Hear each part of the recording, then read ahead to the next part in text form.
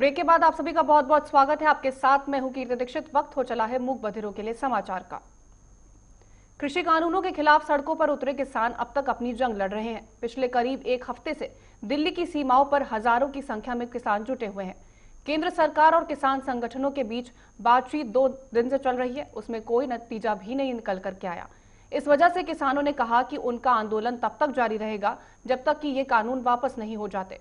किसानों ने अपनी मांगे मानने तक आंदोलन से पीछे नहीं हटने की बात कही है। यानी सिंघू बॉर्डर, टिकरी बॉर्डर, गाजीपुर बॉर्डर समेत अन्य जगह जो किसानों का जमावड़ा है वो लगातार जारी रहेगा।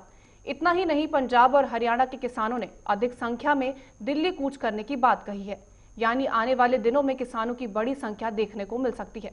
यूपी सीमा पर तैनात किसान पहले ही अस्थायी घर बनाने की बात कह चुके हैं। किसानों के आंदोलन को देखते हुए दिल्ली पुलिस मुस्तैद हो गई है। पुलिस ने सीमाओं पर पहले ही सुरक्षा बढ़ा दी है और इसको देखते हुए और भी मजबूत कर दी गई है सुरक्षा।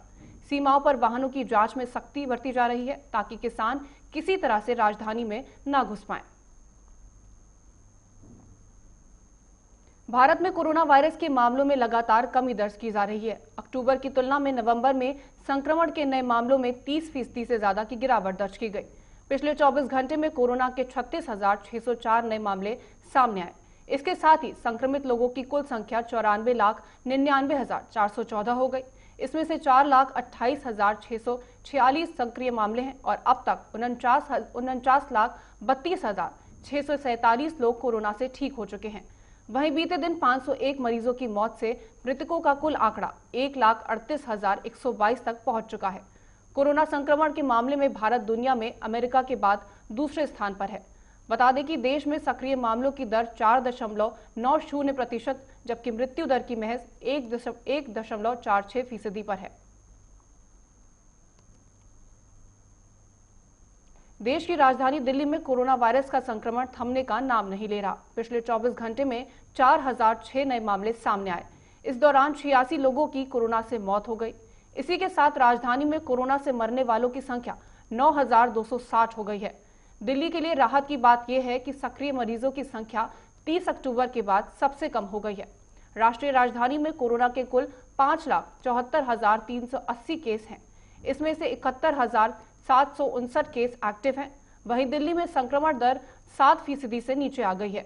ये 6.85% हो गई। पिछले 24 घंटे में यहां पर 5,036 मरीज ठीक हुए हैं। अब तक कुल 5,33,351 मरीज स्वस्थ हो चुके हैं। उधर RT-PCR टेस्ट की रिपोर्ट आने में देरी न हो पर काफी सवाल भी खड़े किए गए। इस पर दिल्ली के स्वास्थ्य मंत्री सत्येंद्र जैन ने कहा कि सभी लैब्स और हॉस्पिटल्स को ये निर्देश दिया गया है कि सैंपल कलेक्ट करने के 24 घंटे के अंदर ही रिपोर्ट आ जानी चाहिए।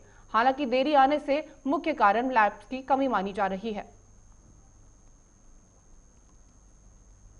लखनऊ नगर निगम का बॉन्ड बॉम्बे स्टॉक एक्सचेंज में सूचीबद्ध हो गया।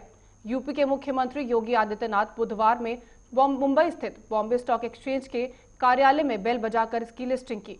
लखनऊ नगर निगम का बॉन्ड 200 करोड़ रुपए का है। लखनऊ नगर निगम बॉन्ड जारी करने वाला उत्तर भारत का पहला नगर निगम बन गया है। बॉन्ड की लिस्टिंग के मौके पर सीएम योगी ने कहा, कोरोना के समय में लखनऊ नगर निगम 200 करोड़ रुपए के नगर पालिका बॉन्ड की लिस्टिंग के साथ आत्मनिर्भर लक्ष्य को प्राप्त करने की दिशा में आगे बढ़ेगा। निगम अपने अधिकार क्षेत्र में रहने वाले नागरिकों के जीवन को बेहतर बनाने के लिए प्रतिबद्ध है। बॉन्ड के माध्यम से जुटाई गई धनराशि को राज्य की राजधानी में विभिन्न बुनियादी ढांचागत योजनाओं में निवेश किया जाएगा। लखनऊ नगर निगम के बॉन्ड पर निवेशकों को 8.5% वार्षिक ब्याज मिलेगा और इसकी परिपक्वता अवधि 10 साल की होगी। इस बॉन्ड की सफल लॉन्चिंग से लखनऊ नगर निगम की भी छवि बदलेगी और इसे देश विदेश से निवेश जुटाने में भी मदद मिलेगी।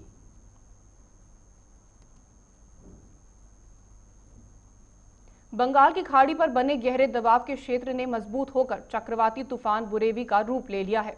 मौसम विभाग के अनुसार आज यानी 2 दिसंबर को चक्रवात बुरेवी श्रीलंकाई तट को पार कर सकता है। भारतीय मौसम विज्ञान विभाग ने अनुसार श्रीलंका के त्रिलोकमली पहुंचने के बाद बुरेवी के तमिलनाडु पहुंचने की संभावना है। मौसम विभाग ने कहा कि चक्रवात बुरेवी के मन्नार की खाड़ी और तमिलनाडु के कन्याकुमारी के आसपास के इलाके की ओर आने की आशंका है। चक्रवात बुरेवी दक्षिण पश्चिम की ओर से बढ़ेगा और 4 दिसंबर की सुबह कन्याकुमारी के पंबन के बीच दक्षिण तमिलनाडु तट को पार करेगा। मौसम विभाग ने तमिलनाडु और दक्षिण केरल में भारी वर्षा होने का भी अनुमान जताया है। चक्रवाती तूफान के अलर्ट को देखते हुए मछुआरों को समुद्र तट पर नहीं जाने की सलाह दी गई है। चक्रवात के खतरे को देखते हुए तमिलनाडु, कन्याकुमारी और केरल के तटीय इलाकों में एनडीआरएफ की टीमों को भी तैनात कर दिया गया है। लद्दाख में 14,000 फीट की ऊंचाई पर भारतीय सेनाओं को डटा देखकर चीन को अंतिम वक्त में अपनी रणनीति बदलनी पड़ रही है। चीन को लग रहा था कि लद्दाख में 0 से -30 डिग्री के जमा देने वाली तापमान में भारतीय सेना टिक नहीं पाएगी और अपनी पोस्ट छोड़कर निचले इलाकों में चली जाएगी। हालांकि जब आजमाने का वक्त आया तो ये बात ठीक उल्टा साबित हुई।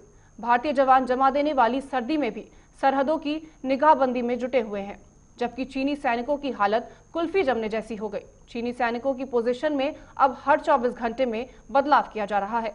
इधर भारत की रणनीति देख चीन अब अपने सैनिकों के लिए सर्दियों की खरीदारी कर रहा है। चीन को लगने लगा है कि भारतीय सैनिक अपनी पोस्ट खाली नहीं करने वाले, लिहाजा वह भी अपने सैनिकों के लिए सर्दी के लिए जरूरत का सामान खरीदने के लिए लग गया है। फिलहाल के लिए इस बुलेटिन में इतना ही। देश और दुनिया की तमाम खबरों के लिए आप बने रहिए हमारे साथ। नमस्कार।